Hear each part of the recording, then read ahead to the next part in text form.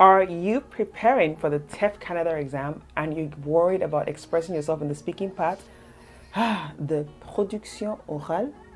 Do not worry, I've got you covered. Je suis Sumo, your French language coach. Today, I'll break down everything you need to know about the production orale part of the French TEF exam.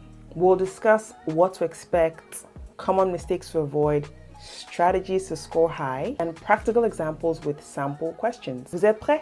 C'est parti! In 2019, I took the TEF exam for the first time. You can see my result here, and you can see I got a pretty good score. And so I definitely know a thing or two about acing the TEF exams, getting high scores. And I've also helped my students who are looking to write the TCF or the TEF exam get good scores. Now, if you're thinking, okay, Sumo, what exactly is the TEF exam? How does it work? If this is your first time of ever hearing this before, I'm going to give you a quick overview of the TEF exam. TEF means Test d'évaluation du français. Test d'évaluation du français. It evaluates your French level for Canadian immigration, for studies, or for citizenship. There are 4 sections in the exam: listening, writing, reading, and speaking, production orale, which is what we're talking about in today's video. So we're diving into the expression orale part, which is worth about 450 points and lasting about 15 to 20 minutes. Now, let's take a look first at the structure of the speaking aspects of the TEF exam. We have 2 sections. We have section A and section B. Section A is a formal dialogue, which is just information gathering. You would usually call someone to inquire about an advertisement. For example, an apartment rental, a job, an event, perhaps you want to rent a vehicle, something. You just call in to gather information about an annonce, something you saw. And you'll be tasked in preparing 10 logical questions. So when you call, you're going to ask the person 10 questions about what you're calling specifically for. That's section A, it's a formal dialogue. Now, section B is an informal dialogue, and this you have to convince someone to do something. So it's a role-playing scenario where most times you convince a friend or perhaps a relative to do something with you, to do something for you. So for example, it could be choosing between 2 vacation spots, or you want the person to go with you on vacation, or you want the person to go with you for a dance class or something. So you have to convince the person to do that with you. Or I've even seen an example whereby you saw a job posting and you know a friend of yours is looking for a job, so you will try and convince that person to apply for the job. So yeah, you have to just convince someone. Now, let's focus on section A, and I'm going to give you tips on how to excel in this part of the exam. So section A, you have to ask your questions clearly and naturally to just get information from whoever you're speaking with. So here are some tips to help you. I would say vary your questions. That means you would use open-ended and close-ended questions. So for example, you can ask, quels sont les équipements disponibles? Quels sont les équipements disponibles? You see, that's an open-ended question. Or for a closed-ended question, you can just ask, est-ce que c'est meublé? Est-ce que c'est meublé? The person is going to either say yes or no. There is no more after that. Number 2, be organized. Start with general questions like locations and cost, then you can move into specific details. So for example, tout d'abord, je voudrais savoir whatever it is you want to ask. Or ensuite, est-ce que whatever it is you want to ask. Do you see? So be organized. You start with the location or cost before you go into specific details. Number 3, how you react to answers is very important. Use phrases to show active listening. So for example, you can say, ah, d'accord, parfait. Ou, ah, je comprends, merci pour l'information.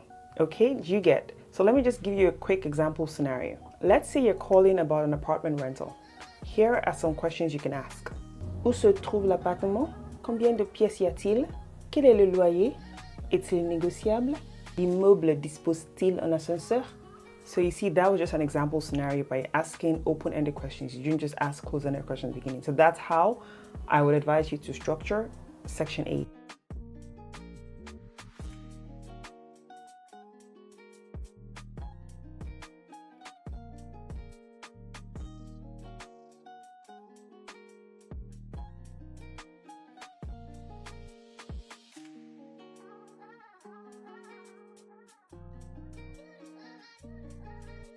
Now, let's take a look at section B.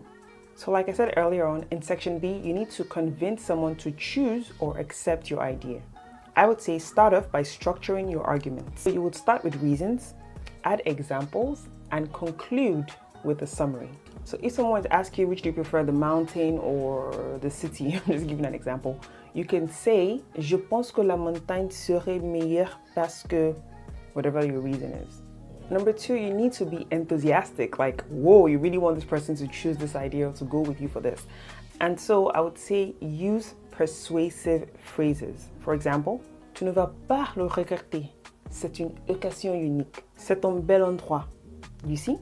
And next is you need to acknowledge their concerns. So you would use phrases like, je comprends ton point de vue, mais...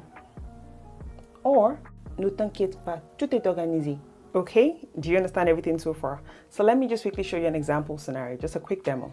Let's say you're convincing a friend to choose a beach vacation instead of going to the mountains. Here are some samples you could use or you might use. La plage est relaxante. Il y a beaucoup d'activités comme la natation. Le climat est parfait en été et tu pourras bronzer au soleil. En plus, les hôtels sont abordables. Pourquoi ne pas en profiter? So you see, you're giving reasons why, you're adding examples, and then obviously you just know how to conclude with a summary. I'm really hoping you got to understand the section A better and the section B. Now, please, I'm going to tell you about common mistakes to avoid. And mistake number 1, repeating questions. So avoid repeating the same questions in a different way. Avoid asking the same question with slightly different wording. They are smart. Don't just be asking the same thing over and over again in different ways. Organize your questions and arguments logically. Number 3, lack of active listening. That's not good. You need to react naturally to the examiner's answers. Please don't go there with answers crammed, and when the person asks something, you just say what you want to say. She's going to be like, you're not listening to me. Because I mean, if you were speaking English, imagine I asked you, maybe the examiner asked me, how much is the trip if I want to go by car? But because you've already crammed, oh, the bus station is number 2, you say, the bus station is number 2, use the bus. And she's like, why are you not answering my question? I asked you, how much would it cost me if I'm going by car? Did you get? So you need to actually pay attention. If you don't understand, ask her to repeat herself. Now let's just take a quick look at some useful phrases and vocabulary. I mean, for you to write in TEF exam, you already got into a very good level, B2, say on, so you already know these. But just to give you some phrases to start. So if you're calling to collect some information, you can say, je vous contacte pour avoir quelques renseignements. So you're calling, of course, the person is in front of you, you're not calling, but you get what I mean. Or you can also say something like, j'ai plusieurs questions à vous poser. So that was for section A. So like for section B, you can use some phrases like, c'est une opportunité à ne pas manquer. Or you can say, tu vas adorer, j'en suis sûr. All right, how did you find this video? Another thing that I would say is really important, I'm sure you already know this, is please, you need to practice. Practice with a partner or a coach. Practice section A, practice section B. When I was getting ready for my exam, I remember practicing like there was fire on the mountain. It was crazy, but I knew I needed to practice because first of all, I practiced a lot because I knew I wanted to get a very good score. Okay, so it's really important. It's not enough to know the language. You also have to understand the structure of the exam. It's extremely key. That's what I always say to all my students. So mock simulations are very key. And I would also say listening exercises. Listen to native French speakers to get used to their pace and the accent, because I'm assuming that the person that's going to have this talk with you is a French native speaker, and so the person might speak fast, assuming you already understand what they're saying. So practice that. By listening better, it helps you when you're speaking, okay? And lastly, stay calm and focused. You've got this. You're going to ace this part of the exam, I'm very sure.